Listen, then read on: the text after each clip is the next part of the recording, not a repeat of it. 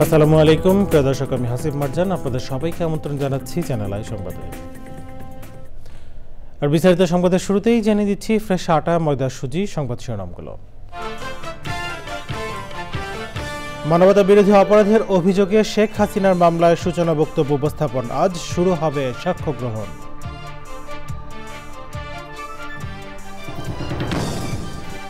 জুলাই সনদের সাংবিধানিক স্বীকৃতি না থাকলে সই করবে না এনসিপি, বললেন নাহিদ। বিকেলে কেন্দ্রীয় শহীদ মিনারে নতুন বাংলাদেশের ইশতেহার ঘোষণা।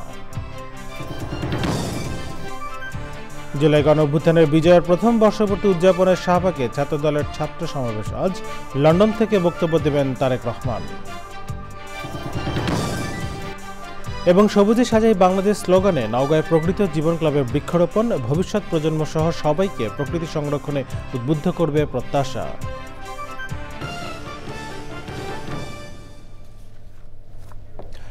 সংবাদ শিরোনাম জানাচ্ছিলাম, এখন করে সংবাদ আয়োজন একই সঙ্গে চ্যানেলের ইউটিউব চ্যানেলে এবং চ্যানেলের ওটিটি প্ল্যাটফর্ম আইস্ক্রিনে লাইভ স্ট্রিম হচ্ছে। চলে যাচ্ছে বিস্তারিত সংবাদে। আর শুরুতেই থাকছে ছাত্র জনতার অভ্যুত্থানের 1 বছর।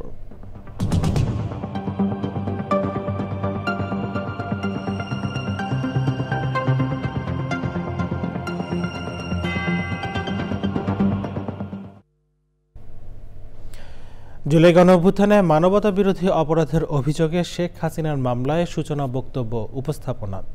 আদালতের অনুমতি সাপেক্ষে টেলিভিশনে সরাসরি সম্প্রচার হবে সূচনা বক্তব্য। এছাড়া আজই প্রথম সাক্ষ্য গ্রহণ শুরু হবে। এ বিষয়ে বিস্তারিত জানাতে আন্তর্জাতিক অপরাধ ট্রাইব্যুনালে আছেন মাজহারুল হক মান্না। আমরা সরাসরি যাচ্ছি তার কাছে। মান্না, মানবতা বিরোধী অপরাধের অভিযোগে শেখ হাসিনার মামলায় সূচনা বক্তব্য উপস্থাপন আজ, এটা আমরা জানি। এ নিয়ে বিস্তারিত আমাদের জানান।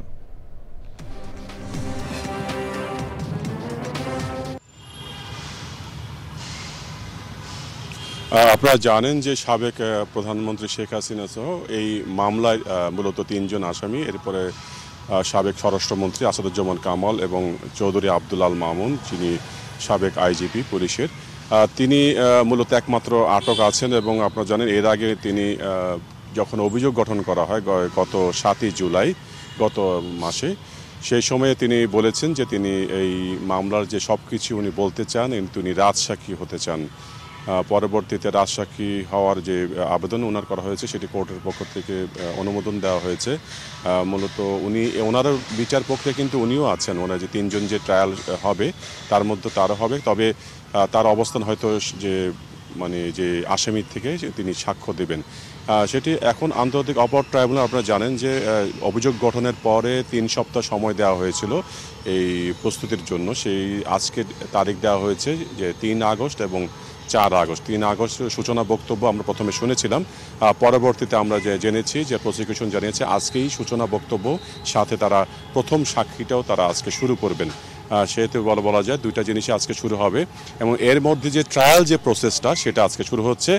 আর প্রথম থেকে আপনারা জানেন যে আজকে ট্রাইব্যুনালে যে ধরনের নিরাপত্তা ব্যবস্থা থাকে আজকে কিন্তু অনেক বেশি, তার চেয়ে প্রায় 2 বা 3 গুণ বেশি। ওনারা বলছেন যে বিভিন্ন ধরনের গোয়েন্দা রিপোর্ট আছে, সেই কারণে ওনারা আগের চাইতে অনেক বেশি নিরাপত্তা ব্যবস্থা বাড়িয়েছেন। তো আমরা জানি 10:30টার দিকে এই ট্রাইব্যুনাল বসবার একটা কথা আছে, কিন্তু আমরা যেটা দেখি সচরাচর যে 11টা থেকে 11:30টায় এই কোর্টের কার্যক্রম শুরু হয়। তখনই আমরা দেখতে পারবো যে এই ট্রাইব্যুনালে প্রথম সাক্ষী হিসেবে যে জুলাই গণহত্যার যে গণ অভ্যুত্থানে যে সাবেক প্রধানমন্ত্রী শেখ হাসিনা এবং সাবেক স্বরাষ্ট্রমন্ত্রী এবং সাবেক আইজিবির বিরুদ্ধে প্রথম সাক্ষী কে দেন, এটি ওনারা কিন্তু গোপন রেখেছেন, প্রকাশ করেননি। এবং আরেকটা জিনিস ওনারা বলে দিয়েছেন আমাদেরকে যে এই সাক্ষীর কোনো রকম ছবি ভিডিও কোনো কিছু রেকর্ড করা যাবে না, ছবি তোলা যাবে না এবং এটা প্রকাশ করা যাবে না। করলে হয়তো বা ওনারা কোনো আইনগত ব্যবস্থা নেবেন। তো এই কিছু আজকের অন্য দিনের তুলনায় আজকে বেশ কিছু আমাদের নির্দেশনা ওনারা দিয়েছেন, যেগুলো আমাদের পালন করতে হবে। আর ওনারা বলেছেন যে ওনাদের যে ইন্টারন্যাশনাল ক্রাইমস ট্রাইব্যুনালের যে পেজ আছে সেই ফেসবুক পেজ থেকে ওনারা কিন্তু লাইভ প্রচার করবেন। এখন দেখার বিষয় হলো কি ওনারা কি টেলিভিশনও বাংলাদেশ টেলিভিশনে প্রচার করেন এবং সাথে সাথে ফেসবুকে করবেন কিনা, নাকি শুধু ফেসবুকে করবেন, সেটি হয়তো আমরা কিছুক্ষণ পরেই বুঝতে পারবো। আপাতত সিদ্ধান্ত ওনারা যেটা গতকাল জানিয়েছেন যে বাংলাদেশ টেলিভিশনের মাধ্যমে তারা জানাবেন এবং ফেসবুকেও তারা এই প্রচার করবেন, কারণ সেই ধরনের ক্যামেরা সেট আপ আছে।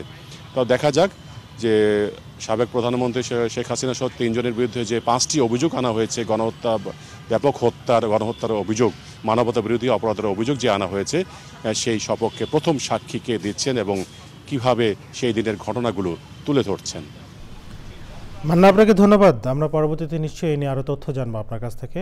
আন্তর্জাতিক অপরাধ ট্রাইব্যুনাল থেকে জানাচ্ছিলেন মাজহারুল হক মান্না। জাতীয় নাগরিক পার্টি এনসিপির আহ্বায়ক নাহিদ ইসলাম বলেছেন, জুলাই সনদের সাংবিধানিক স্বীকৃতি থাকতে হবে, না হলে সই করবে না তার দল। রাজধানী বাংলা মোটরে এনসিপির কেন্দ্রীয় কার্যালয়ে সংবাদ সম্মেলনে নাহিদ ইসলাম বলেন, আজ কেন্দ্রীয় শহীদ মিনারে জুলাই পদযাত্রার আনুষ্ঠানিক সমাপ্তি এবং এনসিপির নতুন বাংলাদেশের ইশতেহার ঘোষণা করা হবে।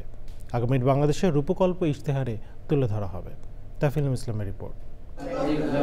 মাসব্যাপী জুলাই পদযাত্রার শেষে 3 আগস্ট ঐতিহাসিক এক দফার ঘোষণার দিন কেন্দ্রীয় শহীদ মিনারে সমাবেশের কথা বলেছিল জাতীয় নাগরিক পার্টি। সমাবেশের আগের দিন দলের কেন্দ্রীয় কার্যালয়ে সংবাদ সম্মেলন করে এনসিপি।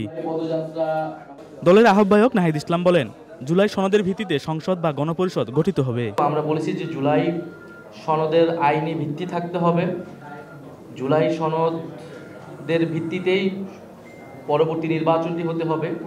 আমরা নির্বাচিত সংসদের হাতে এই সংস্কার কার্যক্রম ছেড়ে দেব না, বরং জুলাই সনদের ভিত্তিতেই আগামীর সংসদ গঠিত হবে বা গণপরিষদ গঠিত হবে। নতুন বাংলাদেশের ইশতেহারে কি থাকছে জানতে চাইলে নাহিদ ইসলাম বলেন, আগামীর বাংলাদেশের বিষয়টি ইশতেহারে তুলে ধরা হয়েছে। যে তরুণদের নিয়ে আমাদের পরিকল্পনা কি, অর্থনীতি নিয়ে আমাদের পরিকল্পনা কি, এবং দেশের আইন শৃঙ্খলা পুলিশ প্রশাসন নিয়ে আমাদের পরিকল্পনা কি, এবং গত 1 বছরের আসলে সফলতা ব্যর্থতা এই সব কিছু নিয়েই আমরা কথা বলবো এবং আমাদের পার্টির পক্ষ থেকে যে পরিকল্পনা সেই পরিকল্পনা আমরা প্রকাশ করি। জুলাই আকাঙ্ক্ষার পরিপন্থী জুলাইয়ের নাম বিক্রি করে কেউ অপকর্ম করলে ব্যবস্থা নেওয়ার আহ্বান জানান Nahid Islam. Tafhimul Islam, channel I, Dhaka. July August গণঅভ্যুত্থানের বিজয়ের প্রথম বর্ষপূর্তি উদযাপনে রাজধানীর শাহবাগে আজ বাংলাদেশ জাতীয়তাবাদী ছাত্রদলের ছাত্র সমাবেশ। দুপুর 12টা থেকে সন্ধ্যা 6টা পর্যন্ত জুলাই আগস্ট গণঅভ্যুত্থানে বিজয়ের প্রথম বর্ষপূর্তি উপলক্ষে এই সমাবেশ চলার কথা রয়েছে। সমাবেশ উপলক্ষে শাহবাগ মেট্রো স্টেশনের নিচে প্রস্তুত করা হয়েছে মঞ্চ। লক্ষাধিক নেতাকর্মীর সমাগম হতে পারে বলে আশা প্রকাশ করেছেন সংগঠনটির নেতারা। সমাবেশে চট্টগ্রাম থেকে ছাত্রদলের নেতাকর্মীদের আসার জন্য 20 কোচের একটি বিশেষ ট্রেন ভাড়া করেছে ছাত্রদল। ট্রেনটি চট্টগ্রাম থেকে সমাবেশ শুরুর আগে ঢাকায় এসে আবার সমাবেশ শেষে ঢাকা থেকে চট্টগ্রামে যাবে। এই সমাবেশকে কেন্দ্র করে যে কোনো ধরনের জনদুর্ভোগের জন্য আগাম দুঃখ প্রকাশ করেছে ছাত্রদল। সমাবেশে প্রধান অতিথি হিসেবে লন্ডন থেকে ভার্চুয়ালি উপস্থিত থাকবেন বিএনপির ভারপ্রাপ্ত চেয়ারম্যান তারেক রহমান। জুলাই গণঅভ্যুত্থানের শেষ পর্যায়ে সরকার পতনের মাত্র 2 দিন আগে যখন এক ধরনের অস্পষ্ট অবস্থায় ছিল পুরো দেশ, তখন পরিস্থিতিতে নাটকীয় মোড় নিয়ে আসে সেনাবাহিনীর অফিসার্স অ্যাড্রেস। 3রা আগস্ট সেনা সদর হেলমেট অডিটোরিয়ামে অফিসার্স অ্যাড্রেস গ্রহণ করেন সেনাপ্রধান জেনারেল ওয়াকারুজ্জামান। বাহিনীর সবার মতামত শুনে সেনাপ্রধান বলেছিলেন, সেনাবাহিনী সবসময় জনগণের পাশে আছে এবং থাকবে। ওই দিনই সিদ্ধান্ত হয় চলমান পরিস্থিতিতে সেনাবাহিনী জনগণের উপর গুলি চালাবে না। আরও জানাচ্ছেন পরাগ আজিম। 3রা আগস্ট 2024 গণ আন্দোলন দমনে একদিকে চলমান কারফিউ, অন্যদিকে শিক্ষার্থী সহ সাধারণ মানুষের মিছিল, স্লোগান। এমন পরিস্থিতিতে সেনা সদর হেলমেট অডিটোরিয়ামে হয় সেনাবাহিনীর অফিসার্স অ্যাড্রেস। সব স্তরের কর্মকর্তাদের কথা শোনার পর তাদের প্রশ্নের উত্তর সহ নিজের বক্তব্য দেন সেনাপ্রধান জেনারেল ওয়াকারুজ্জামান। ওই সময়ের করণীয় সম্পর্কে বাহিনীর কর্মকর্তাদের বিভিন্ন দিক নির্দেশনা দেন তিনি। মাননীয় সেনাপ্রধান সমস্ত বাংলাদেশের অল অফিসার্সকে অ্যাড্রেস করেছেন। ঢাকার সবাই তার সামনে ছিল, আর বাকিরা সবাই তার ওই যে আপনার ভিটিসি মাধ্যমে উনি অ্যাড্রেসটা করেছিলেন। উনি বলেছেন, আমরা আমাদের দায়িত্ব অর্থাৎ জান এবং মালের নিরাপত্তা আমরা বিধান করব, এবং আমাদের প্রতি যে জনগণের আস্থা আছে, বিশ্বাস আছে, এটা আমরা ধরে রাখবই। That was the turning point, যেটা জনগণের মধ্যে আস্থা নিয়ে এসছে। অবসরপ্রাপ্ত মেজর জেনারেল মাসুদ রাজ্জাক বলেন, গুলি না করার সিদ্ধান্ত ছিল সেনাবাহিনীর প্রতি জনগণের আস্থারই প্রতিদান। কতটুকু বোল্ডনেস থাকতে হবে একজন কমান্ডারের সে পুরা দেশবাসীর কাছে প্রতিজ্ঞা করতেছে যে আমি আমার দেশের জনগণের উপর একটা গুলি চালাবো না। আর্মির সবার কাছ থেকে উনি এটা জেনে নিয়েছেন ডাইরেক্টলি ইনডাইরেক্টলি যে হ্যাঁ এই দেশ আমার, এই দেশের জনগণ আমার, আমি কার বিরুদ্ধে গুলি করব। এটা কতটুকু দেশের প্রতি মায়া, জনগণের প্রতি মায়া, দেশের প্রতি দায়িত্ব জ্ঞান থাকলে একজন সেনাপ্রধান এই কথাটা বলতে পারেন। এইটা একটা ট্রেমেন্ডাস এফেক্ট পড়েছিল সেনাবাহিনীর উপরে এবং দেশ এবং জনগণের উপরে, ভেরি পজিটিভ এফেক্ট ছিল। ওই রেশ ধরেই চূড়ান্ত গণ অভ্যুত্থানের মুখে 5ই আগস্ট ক্ষমতা ছাড়তে বাধ্য হয় শেখ হাসিনা সরকার। পরাগ আজিম, চ্যানেল আই, ঢাকা। এবার অন্যান্য সংবাদ। বিশিষ্ট শিক্ষাবিদ, বাংলাদেশ উন্মুক্ত বিশ্ববিদ্যালয়ের প্রতিষ্ঠাতা উপাচার্য অধ্যাপক ডক্টর এম শমশের আলী মারা গেছেন। ইন্না লিল্লাহি ওয়া ইন্না ইলাইহি রাজিউন। তার বয়স হয়েছিল 87 বছর। জোহরের পর ধানমন্ডি 7 নম্বর বায়তুল আমান জামে মসজিদে তার জানাজার নামাজ হবে।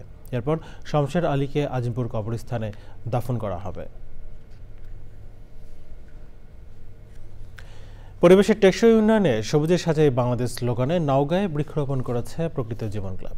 জনপ্রিয় মোবাইল অপারেটর কোম্পানি বাংলালিংকের সহযোগিতায় শহরের পশ্চিম নওগাঁ উচ্চ বিদ্যালয়ের শিক্ষার্থীদের মাঝে গাছের চারা বিতরণ করা হয়। এমন উদ্যোগ ভবিষ্যৎ প্রজন্ম সহ সবাইকে প্রকৃতি সংরক্ষণে উদ্বুদ্ধ করবে প্রত্যাশা বিশেষজনদের। ইমরুল কাছে তথ্য বিরতিতে রিপোর্ট করছেন আফরোজা হাসি। নির্বিচারে বৃক্ষনিধন, বনাঞ্চল ধ্বংসসহ পরিবেশ বিরোধী নানা কর্মকাণ্ডে যখন প্রাণ প্রকৃতি বিপর্যস্ত, তখন ভবিষ্যতের নিরাপদ আবাস বিনির্মাণে সারা দেশের মতো নওগাঁয়ও প্রকৃতি ও জীবন ক্লাবের সবুজায়ন অভিযান। সবুজে সাজাই বাংলাদেশ এই প্রতিপাদ্যে নওগাঁ জেলায় বৃক্ষরোপণ কর্মসূচি পালন করেছে প্রকৃতি জীবন ক্লাব। সারা বাংলাদেশে একসময় কত গাছ ছিল, সেই গাছ কিন্তু দিন দিন কমে গেছে। এই যে গাছ, এই গাছের কিন্তু জীবন আছে এবং সেই জীবনকে যদি বাঁচিয়ে রাখতে হয় গাছের পরিচর্যা করতে হবে, গাছকে সুস্থভাবে বড় করতে হবে। আসুন সবাই মিলে আমরা নানা ধরনের গাছ তো লাগাবই, তার সাথে যেই বৃক্ষগুলো অনেক উঁচু হয় সেই গাছগুলোও লাগাবো। এই গাছ যেন আমরা রোপণ করার মাধ্যমে, পরিচর্যার মাধ্যমে এই বাংলাদেশটাকে ভালো রাখি। মোবাইল অপারেটর কোম্পানি বাংলালিংকের সহযোগিতায় শিক্ষার্থীদের ফলদ, বনজ ও ওষুধি গাছের চারা উপহার দেওয়া হয়। এই গাছ বড় যখন হবে তখন আমাদের ফুল দিবে, ফল দিবে। আমার অনেক ভালো লাগছে, এটি আমাদের গাছের পাশে লাগাবো, গাছের জন্য বেঁচে থাকতে পারে, পরিবেশকে ভালো রাখতে পারবো, সুস্থ রাখতে পারবো। এর মাধ্যমে সারা দেশব্যাপী প্রকৃতি এবং সমাজ কেন্দ্রিক যে দায়বদ্ধতা আছে বাংলালিংকের, সেই জায়গা থেকে কাজ করতে পেরে আমরা কৃতজ্ঞ।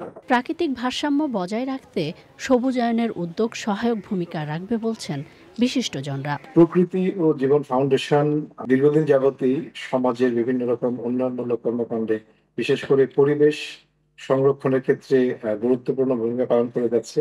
এই উদ্যোগটা যদি ছাত্রছাত্রীদের মাধ্যমে প্রতিটা পরিবারে ছড়িয়ে দেওয়া যায়, তাহলে আমাদের পরিবেশগত যে ভারসাম্যহীনতা, এটা অনেকাংশে কমে আসবে।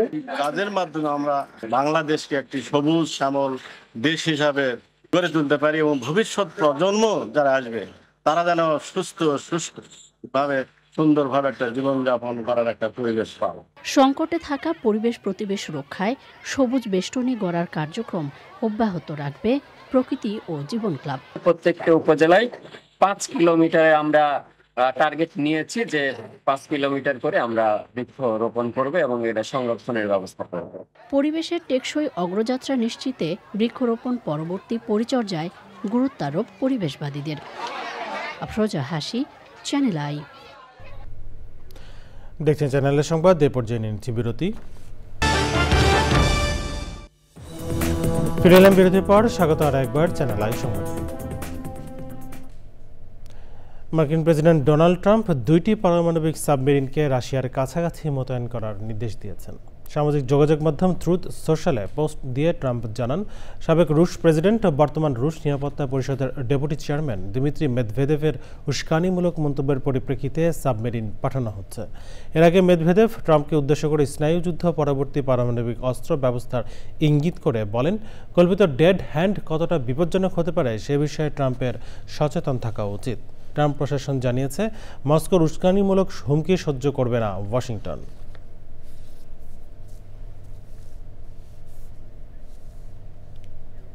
এবারে রয়েছে নিটল টাটা কৃষি সংবাদ।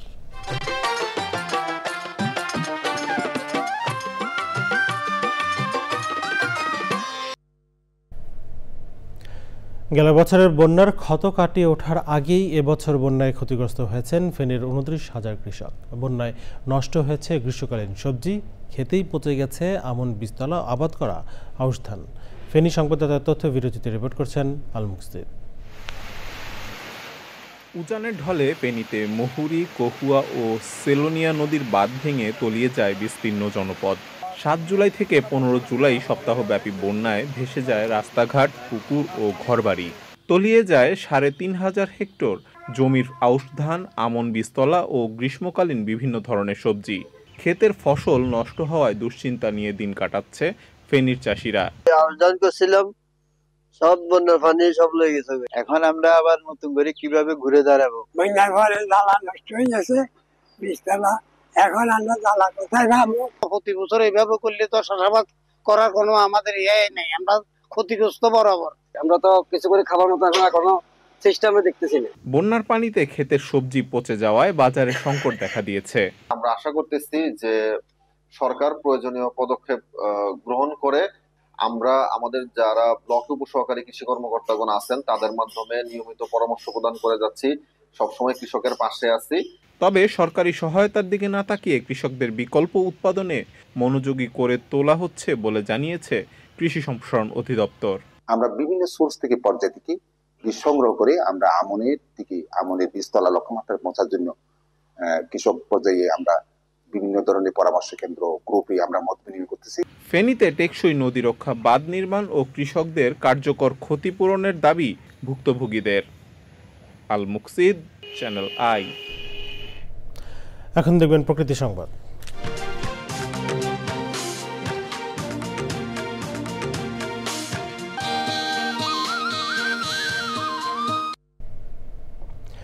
ময়মনসিংহ সিটি কর্পোরেশনের বেশ কয়েকটি এলাকায় দেখা দিয়েছে সুপেয় পানির সংকট। নোংরা পানি ব্যবহারের কারণে পানিবাহিত রোগ সহ বিভিন্ন সংক্রামক রোগে আক্রান্ত হচ্ছেন শহরবাসী। একের পর এক অভিযোগ করেও সুরাহা পাচ্ছেন না স্থানীয়রা।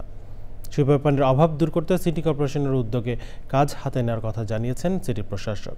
শেখ মহিউদ্দিন আহমেদের তথ্য বিরোধীতে রিপোর্ট করছেন সৈয়দ মাদিহ অদিত।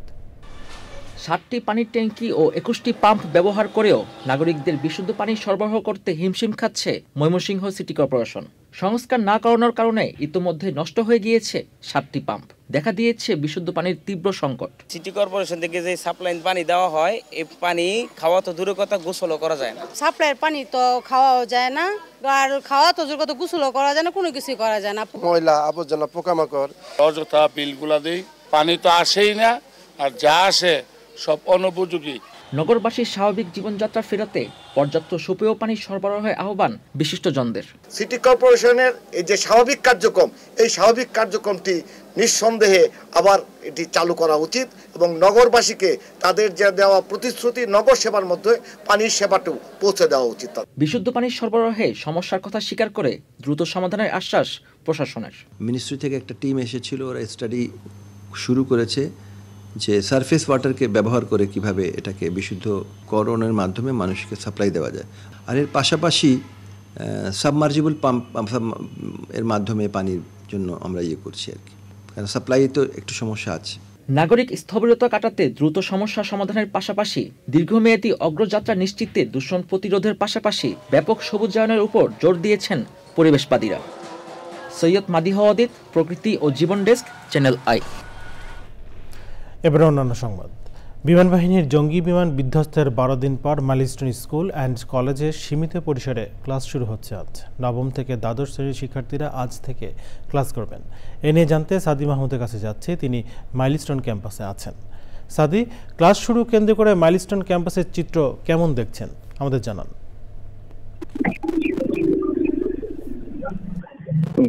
ধন্যবাদ আপনাকে। আসলে আপনি যেমনটি বলছিলেন যে মাইলস্টোন স্কুল অ্যান্ড কলেজের যে দিয়াবাড়ি শাখা আছে সেই শাখার ক্লাস শুরুর বিষয়ে, এবং গতকালে কিন্তু জানিয়ে দেওয়া হয়েছিল যে আজকে থেকে সীমিত পরিসরে নবম থেকে দ্বাদশ শ্রেণীর ক্লাস শুরু হচ্ছে এবং পরবর্তীতে আস্তে আস্তে অন্যান্য শ্রেণীর ক্লাসও শুরু হবে। কিন্তু আজকে এখানে এসে আমি যেটি জানতে পারলাম যে আজকে বেলা 10টার সময় কিন্তু একটি মিলাদ মাহফিলের আয়োজন করা হয়েছে, দোয়া মাহফিলের আয়োজন করা হয়েছে। যারা গত 21শে জুন বিমান দুর্ঘটনায় যারা নিহত হয়েছেন সেই সব নিহতের আত্মার মাগফিরাত কামনায় এবং যারা চিকিৎসাধীন যাচ্ছেন তাদের দ্রুত সুস্থতা কামনায় কিন্তু এই দোয়া মাহফিলের আয়োজন করা হয়েছে। এবং আজকে শুধু দোয়া মাহফিলটা অনুষ্ঠিত হবে, আজকে শিক্ষার্থীরা এলেও তাদের কিন্তু কোনো ক্লাস অনুষ্ঠিত হবে না। আমি আসলে এখানকার যারা শিক্ষক আছেন তাদের সাথে কথা বলে যেটি জানতে পারলাম, তারা বলছেন যে আগামীকাল থেকে হয়তো সীমিত পরিসরে ক্লাসটা শুরু হবে। এবং তারা যেটি বলছেন যে এত বড় একটা দুর্ঘটনার পর কিন্তু শিক্ষার্থীরা অনেক বেশি মানসিকভাবে বিধ্বস্ত আছে। তাদের এই মানসিক ভয়টা কাটিয়ে ওঠার জন্য শিক্ষকরা অনেক বেশি চেষ্টা করছেন, তারা যেন দ্রুত ক্লাসে ফিরতে পারেন সেই বিষয়টি তারা নিশ্চিত করতে চান। তারা শিক্ষার্থীদের সাথে কথা বলছেন, তাদের তাদের বাসায় যাচ্ছেন, বাসায় নিয়ে তাদের খোঁজ খবর নিচ্ছেন, এই বিষয়টা কিন্তু তারা উল্লেখ করেছেন। তারা এবং যারা শিক্ষার্থী আছেন তারাও কিন্তু একই কথা বলছেন যে তারা আসলে অনেকে সহপাঠী হারিয়েছেন, অনেকে ছোট ভাই বোন হারিয়েছেন। এই বিষয়টা তারা আসলে এখনো কাটিয়ে উঠতে পারেননি। তারা কিন্তু আরো কিছুটা সময় চাইছেন। এবং আমরা আসলে যতটা জানতে পেরেছি যে পুরোদমে ক্লাস শুরু হতে বা একদম মানে নিয়মিত ক্লাস শুরু হতে কিন্তু এখনো 1 সপ্তাহ বা তারও বেশি লেগে যেতে পারে। আগামীকাল থেকে আমরা যতটা জানতে পেরেছি আগামীকাল থেকে সীমিত পরিসরে ক্লাস শুরু হচ্ছে মাইলস্টোন স্কুল অ্যান্ড কলেজের এই দিয়াবাড়ি শাখায়। হাফিজ। সাদি, আপনাকে ধন্যবাদ। Milestone school and college campus থেকে সরাসরি জানাচ্ছিলেন সাদি মাহমুদ। সংবাদ শেষ করবো, তবে যাওয়ার আগে ফ্রেশ আটা ময়দা সুজি সংবাদ শিরোনামগুলো জানিয়ে দিচ্ছি আরও একবার। মানবতা বিরোধী অপরাধের অভিযোগে শেখ হাসিনার মামলায় সূচনা বক্তব্য উপস্থাপনা, শুরু হবে সাক্ষ্য গ্রহণ।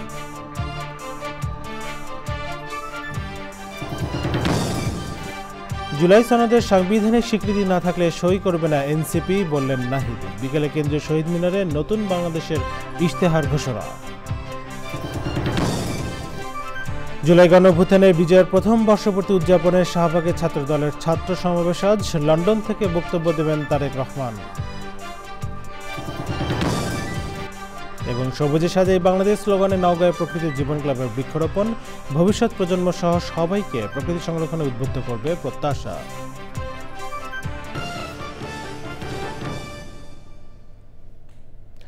চ্যানেলের সর্বশেষ সংবাদ জানতে ভিজিট করুন চ্যানেলে online.com। যুক্ত থাকুন আমাদের সোশ্যাল মিডিয়া প্ল্যাটফর্মগুলোর সাথে। এই ছিল চ্যানেলের সংবাদ এখনকার আয়োজন। এখন সাথে থাকার জন্য ধন্যবাদ সবাইকে।